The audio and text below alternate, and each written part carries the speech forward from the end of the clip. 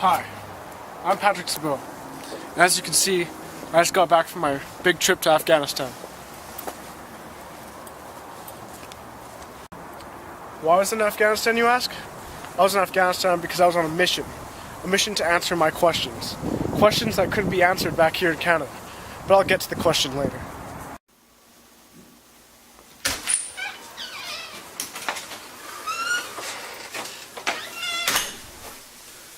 Wow, feels great to finally be home.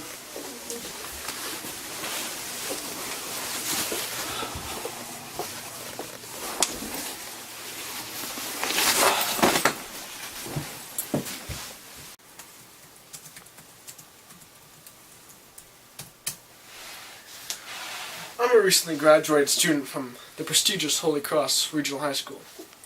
And in my English 12 class, we read a book called The Kite Runner by Khaled Hosseini. In this book, there are very many different examples of intolerance, whether it be racial intolerance, gender-based intolerance, or even religious intolerance. And when I was reading this book, some of the things I read were almost hard to believe, because I can't believe that someone would do something so cruel to another human. And that's why I traveled to Afghanistan. So to find out what ways the novel portrayed intolerance, and how the ways it's portrayed relates to the real world. A week prior, Kabul, Afghanistan. So I went out on my journey of Afghanistan. I went to seek answers to questions that I could not receive back in Canada. I searched high and low, throughout buildings and throughout towns. And as beautiful as Afghanistan is, I saw the true cruelty of what people brought out. The evil that I saw. The beatings. The evil. They chased me up and down the roads, followed me to wherever I could hide. Seems like the only way you can get around this town without getting hurt is to hide from those who seek you. It was torture. They would beat on the innocent and leave them scarred for life. I saw the true inhumanity of Afghanistan. So I finally decided to search for somebody that would give me answers in Afghanistan. I got directions for the author himself, Khaled Hosseini.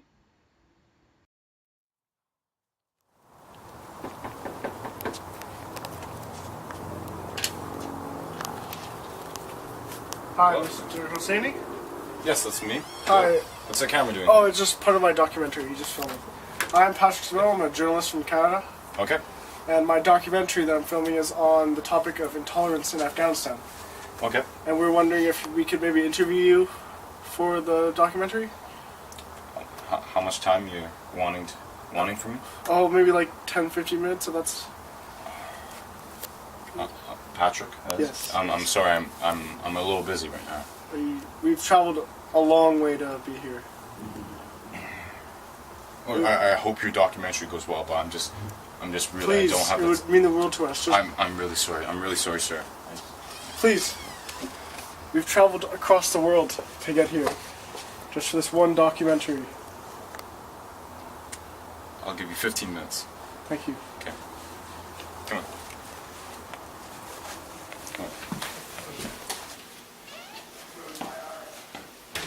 You gotta be quick. So this way. Wow, what a beautiful home you have. Oh, thank you. The hard work pays off a lot. Here, take a seat. Sorry about the mess I have around here. I've been working on my new novel, so everything's just a little dodgy right now. And sorry about my rudeness outside. Oh no, I completely understand. It's all right. Yeah, it's just the tension's really high with my family, so just really worried about that. But anyways, What are some questions you need to ask me? Oh, well, my first question is kind of unrelated. It was just that when I was searching for you, because I started my search in California, because that's where I thought you lived. And when I found out you moved back to Afghanistan, I was kind of questioning why you did that. And so why did you move back? With this novel, I just need some inspirations, kind of about the Afghan culture, not really like the Kite Runner that I wrote, but just needed some more inspiration back here. And plus, too, my family's going through some trouble and some stuff going on, so I just needed to be here for that. But anyways, what are some questions you need to ask me about the Kite Runner? Well, my first question is, were there any experiences or times in your childhood or in your early life before the Kite Runner that influenced the situations that are in the book? Well, of course, everyone knows my novel is a fictional story. Mm-hmm.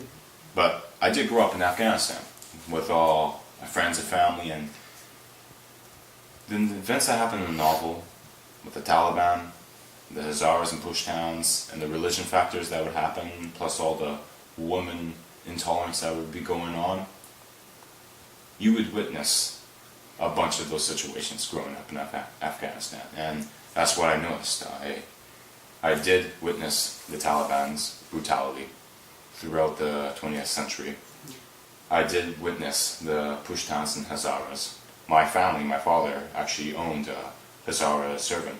We treated him with much care and we treated him like our own. But you would have other Pushtan families that would beat their slaves. They would torment them. It's brutal. It's brutal to even think about it. And so, yes, you can say that in the Kite Runner, I did write down some experiences that I witnessed. Nothing in the novel actually revolved around me, but they relate the true stories of Afghanistan, you could say, in that tense. So yeah. And now I'd like to go over some quotes that I picked out that really stood out to me.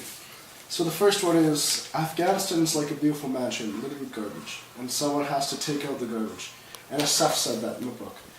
And so I just want to know what that meant to you and how you decided to put that in there. I remember that. Remember that quote really well. Asaf, he portrays the Taliban. So Asaf in the novel, he portrayed in real life the Taliban and how they tormented everyone, basically. And when he said that quote, he was meaning rid the land of the garbage, of the filth, meaning the Hazaras, which basically the Taliban wanted to do. They wanted to rid the land of the unwealthy Hazaras. So in that quote, I was relating Asaf to the Taliban in real life, and how Asaf is basically portraying the Taliban. So in that sense. And my second one is more based on gender, and it is, real men didn't read poetry, real boys played soccer. And this is what Amir's thinking in the book. And with that quote, is that actually how Afghan fathers feel about their sons, that if they don't play sports, they're not actual men? Afghanistan fathers, you can say they're very proud. They want the best reputation in their community, you can say, in that sense. So of course they want their sons to be popular in that sense. They want them to play all the sports. They want them to be smart. They don't want them to be feminine. Mm-hmm. In the book, that's how Amir was like. So my second quote is more about gender, and it's, real men didn't read poetry, real boys played soccer. And that's what Amir's thinking in this part of the book. Yes. So I was just wondering, is that how real Afghan fathers view their sons, where if they don't play sports, they're sort of looked down upon or not loved as much? Well, back in the day, Afghan fathers, they're really proud men. Being proud, what do they want of their sons? They want them to be the greatest athletes. They want them to be the smartest men with the richest jobs, and they want them to be popular in their community. The fathers wanted their sons to represent them in a very special way. They wanted their sons to grow up and be like them, if the father was wealthy and lived a good life. Let's say the fathers, they don't want to be embarrassed in their community. So what do? They really put a ton of pressure on their kids, on their sons, because they just want their sons to be basically very popular. And it's really unfortunate because some of the kids, they just don't really have those attributes where they want to strive for the best. They might like what they're doing, but their fathers want them to be the manliest of men out there. So it's really unfortunate, but yeah, I remember that quote in the novel. And did you feel any pressure from your father when you decided to be an author? Well, you know in my book how Amir, how he loves to write, and how Baba usually, most of the time wanted Amir to play soccer. I put my life basically kind of into that story. How I love to write. As you can see, I wrote a novel. I wrote a ton of poetry. I love to write. That's my life. My father, back in the day, he wanted me to represent him in a sport or being a doctor or any of those types of things. So he didn't abuse me, but he put a lot of pressure on me.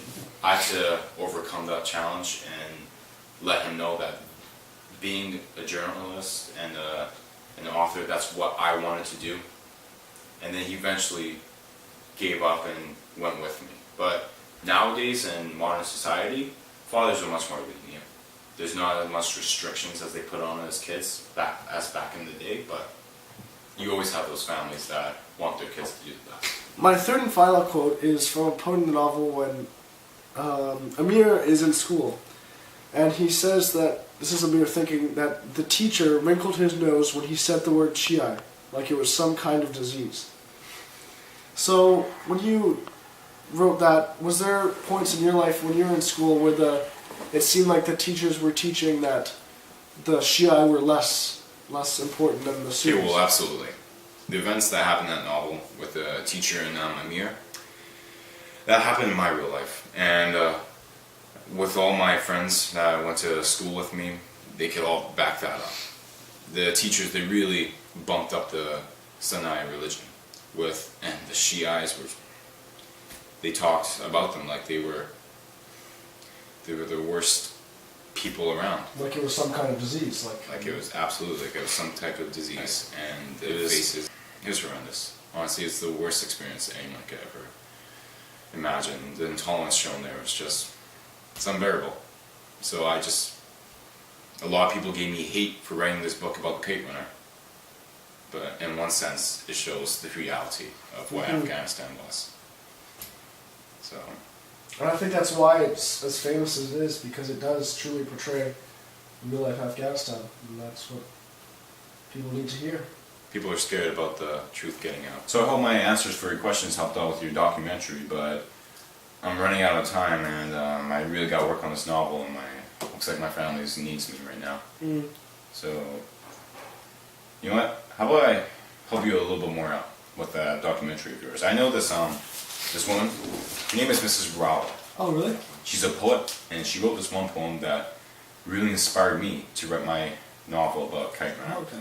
It has to do a lot with intolerance, the woman intolerance, and the race intolerance going on with the Pushtuns and Hazaras. So here's her contact information. Oh, thank you. I really hope it helps you out in the long term. Thank you so much. And I'll lead you to my door. Thank you for my whole crew for having this interview. Oh, absolutely. You know what? It wasn't that big of a deal anyways. Thank you once again. I hope your documentary goes well. Good luck on your new book. Oh, thank you.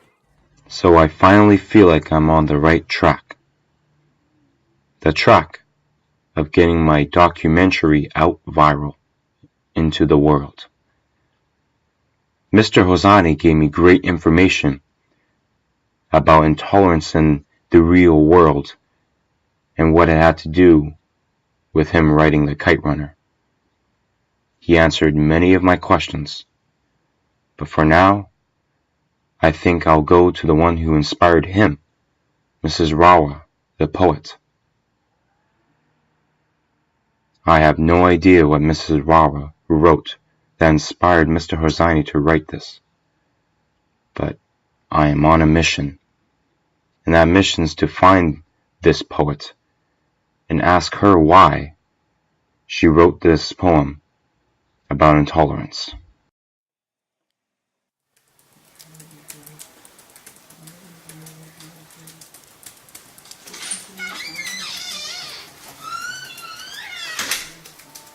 Hi, I'm looking for a Mrs. Rawa.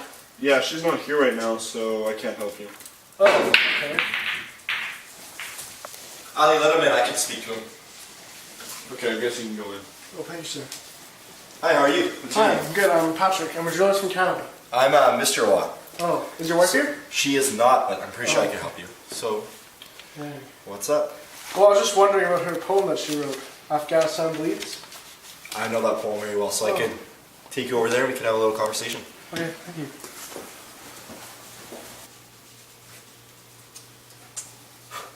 So, Patrick, what brings you in?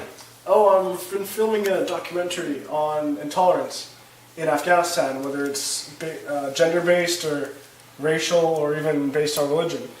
And I was just recently at Khaled Hosseini's house, the author of the Kite Runner. Okay, familiar And- with that book? Yeah, and he referred me to your wife for the poem she wrote, Afghanistan Bleeds. Okay. So I really wanted to talk to her. Are you sure she's not in? Unfortunately, she's not, but I'm really familiar with the book and the poem, so I'm sure I could do Okay. anything Well, to help you. So can I ask you a couple questions about Oh, the of poem? course, yeah. Okay, I don't have it on me right now. So. I can get a copy for you right now, actually. Ali, can you come in and bring the poem? Here you go. Take this too, please. Sorry, sir. Of course. Thank you. So here's a copy of the poem. Go ahead, look over it. Afghanistan, O land of bravery and beauty, who devoured you? Beast of prey, what is your crime? Pursuit of happiness and liberty. Brutes, garbed as men, out to denude you of dignity. Afghanistan, envy of paradise, reduced to ashes by fire and fury. Fire that burnt life and liberty, beauty and dignity. Your bereaved Kabul, where arson and rape reign supreme, where death is cheaper than life, where life must cry and moan, where children die before they are born, where chastity is molested day and night. Hills, valleys, and lakes glow in blood and fire, the enemy of humanity. Fundamentalism. Wow, that's really powerful. Yeah, it is. Anything specifically hit you? Well, the first verse is unbelievable to read. Just the way how it addresses Afghanistan as a person, and it really, like, it's crazy. And there's a couple lines down there where it says where death is cheaper than life. And that's shocking to see, like, in Afghanistan, it's cheaper to die than it is to live. So No, I know. When my wife wrote this, she didn't go through the best experiences, but it really does depict how Afghanistan is in the modern day, and even how it was back in the day when the Russians took over. Yeah. And with the line that you specifically hit with, death is cheaper than life, it's the way of life here. So, life is not respected, Yeah. and that's just a fact of Afghanistan, which we have to live with. Sad.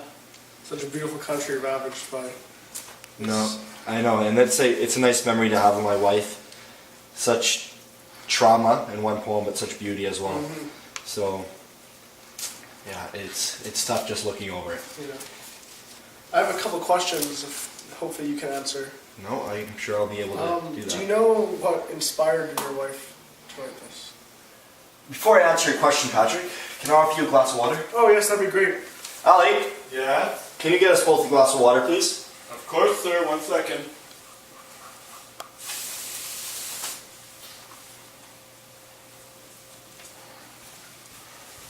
Here you go.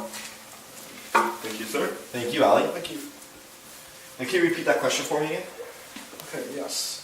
My first question is, what inspired your wife to write this poem? Growing up, my wife, she grew up as a Hazara. Now, being a Hazara, she was not on the right end of the political spectrum, I guess, as you can say. She was not treated nicely, not respected at all, and to add to it, she was obviously a woman. Now, as a woman, you're not going to be treated with any respect, regardless of you being a Pushtan or a Hazara. And like I mentioned earlier, my wife, she was a Hazara. She went through some terrible experiences as a child, a teenager, and a young adult. And as a child, she was bullied constantly, and by her friends and also by her family. This began to get worse as she was a teenager and a young adult, and she just decided to let it all out into this poem. And this poem, as you read, describing everything that Afghanistan is, and she really hit the nail right on the head there. Yeah. So basically, to answer your question, it was based on her previous experiences. So any more questions, Patrick? Yes, I have one more. In your mind, what is the best way this poem portrays intolerance in Afghanistan? Well, there's 2 examples that I can point out right now. The first one being, what is your crime? Pursuit of happiness and liberty. Now that's just depicting how Afghanistan is just going against happiness and liberty, and just basically going through one law, one direction. Second one that I found was the enemy of humanity being fundamentalism. Now that line actually hits me the most because it is the last line, it's concluding the poem, but really depicts Afghanistan the best way. Fundamentalism is huge in Afghanistan. There's one way of living, and if you don't live in that way, you're going to be killed. And that's also mentioned in this poem, where death is cheaper than life. So the fundamentalism and living in that way is much more important than anyone's life. So that is definitely 2 ways in which the poem can hopefully help with your documentary on intolerance. Thank you. Now, Patrick, Yes. do you mind if I ask you a question? Oh, go right ahead. What motivated you to go on this journey all the way to Afghanistan? Oh, well, it all started in my grade 12 English class. We read The Kite Runner by Mr. Hosseini, and reading it, I sort of didn't believe what was going on here. I thought it was made up because it's a fictional story, of course. But so I wanted to find out what was actually going on, so I came to Afghanistan on my pursuit of knowledge to find out the truth behind all of this. Well, hopefully I can help you out some more. Ali, Yes? could you get Mr. Kakar's contact information for me, please? Of course, sir. Now, this guy, he's a journalist, so Oh, hopefully, really? Wow, that's perfect. There you go. yeah, hopefully this journalist, Mr. Kakar, can help you out. So Beautiful, thank you. I'll walk you out, actually. Oh, thank you. Bye, Ali. Bye. Get on that assignment, please. Thank you. Nice meeting you, Patrick. Yeah, it was great. Thank you. Good luck on your journey. Thank you. Should probably phone Mr. Kakar.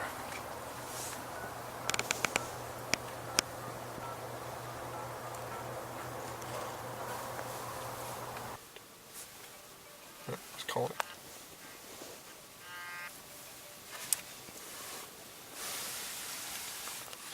Hello? Yeah, it's me. Oh, you want to talk about that? Okay, meet me in the park in Kabul.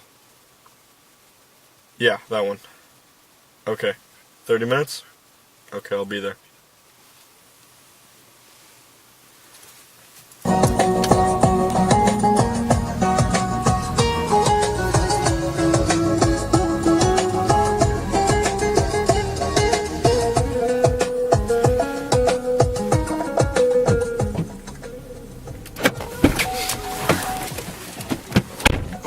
So are you Mr. Kakar? Yes, I am. How do you know me and what do you want? I was referred to you by Mr. Rawa. My name is Patrick Szabo, I'm a journalist from Canada, and he said he could help you could help me with my documentary that I'm making, and it's about the intolerance in Afghanistan. Yes, I probably could. I did write an article on religious intolerance in Afghanistan. Can I see it? Of course, it's right here. Have you read it before? No. Okay. Well, in summary, it's pretty much about Faith is an important part of the Afghan lives, but the government sets very high restrictions against beliefs that aren't Muslim. The Muslim religion is made up of Sunnis and Shiites. Unfortunately, though, only the Sunnis get the benefit of the doubt, while the Shiites are frowned upon just like the Hindus and Sikhs. Additionally, the politics of corruption is widening this distance between people on a daily basis. The Taliban used to torture and murder the innocent people of Shia, Hindu, and Sikh religion. Basically, if you were not part of the Sunni religion, your life will be brutal and you will possibly be killed. Religious intolerance has been a key factor in contributing to the intolerance shown in Afghanistan. Do you think that could help you? Yes. I do have a couple questions though, if you don't mind. Of course. We can't keep it too long. It's dangerous here. Okay. My first question is, what inspired you to write this article? Well, I couldn't stand it any longer. All the religious intolerance here in Afghanistan, I decided people needed to know, and I wanted to write about it. Did you face any,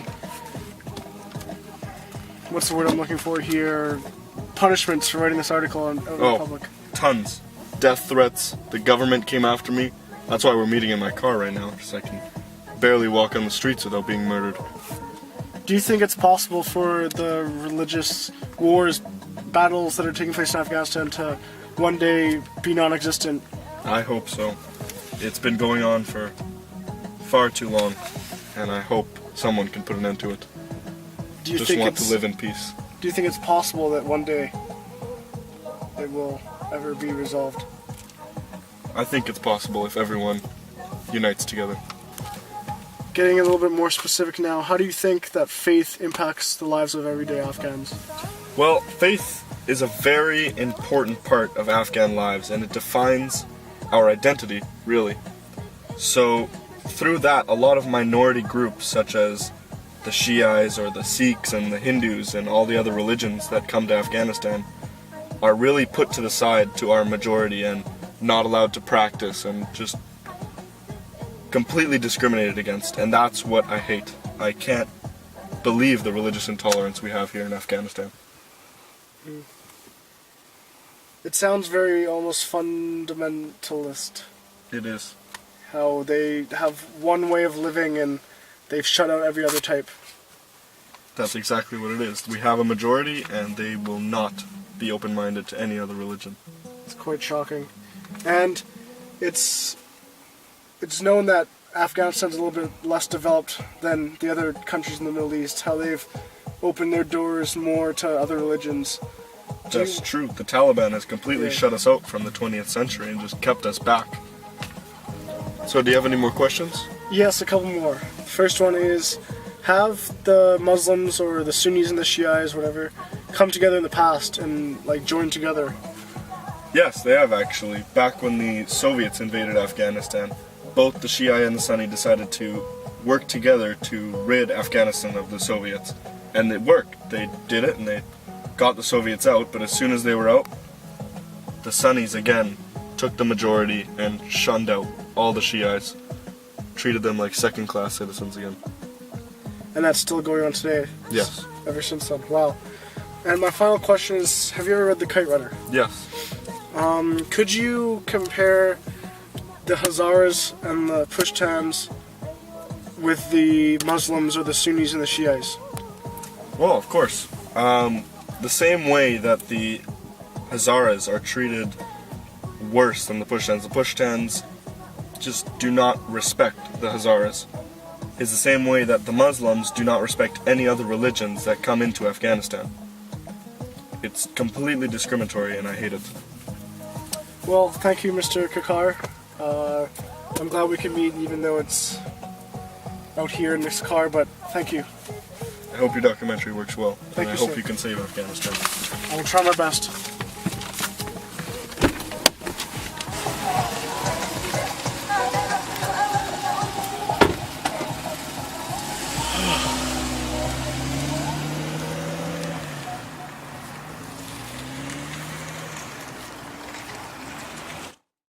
So this is where my story ends. First, I witnessed the brutality of the humans in Afghanistan up close. Then I talked to the author of The Kite Runner, who told me about the insight of the story, how it related to the real world. Then I talked to the poet's husband, who told me that his wife actually firsthand experienced the brutality in Afghanistan. Then I talked to the journalist, who told me that he's been hunted down by the government for expanding his knowledge about the religion intolerance in Afghanistan. So this, my friends, this is where my story ends.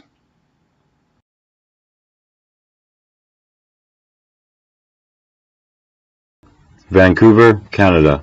Present date.